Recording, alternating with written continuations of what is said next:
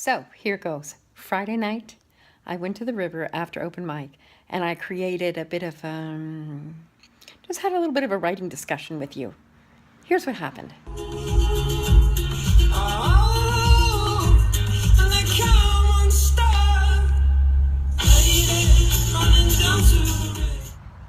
Do you hear the frogs? I could write about the frogs, frogginess for a long time. It's so much fun. I just went to an open mic event here in Bakersfield for First Friday. And you know, it's so inspiring to hear other people's words. And I also capture things like words that are overused. Like I used the word dissolve, as did two other poets. So I sat there and I thought of synonyms for dissolve. They're in my notebook. I'll read them next, okay? Or ways to reframe that. Kind of using that Emily Dickinson technique of putting synonyms with plus signs, not to mess up your free flow, but just to create some options. I'll go get those. So the line in the poem is, someone who would listen without being afraid of what might dissolve if I gave it voice. So instead of dissolve, I could put disappear or uninhabit my mind or abandon my mind or swallow me whole, or the word I was looking for that I forgot was be evicted from my mind.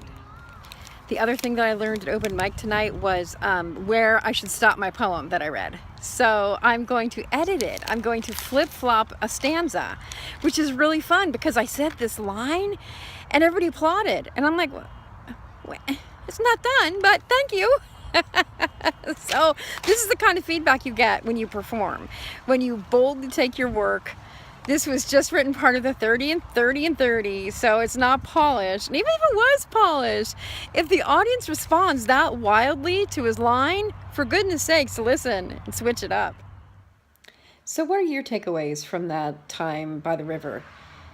A few things that I would like you to think about and take home. One is to have fun, to always have fun during the writing process and when you share your writing.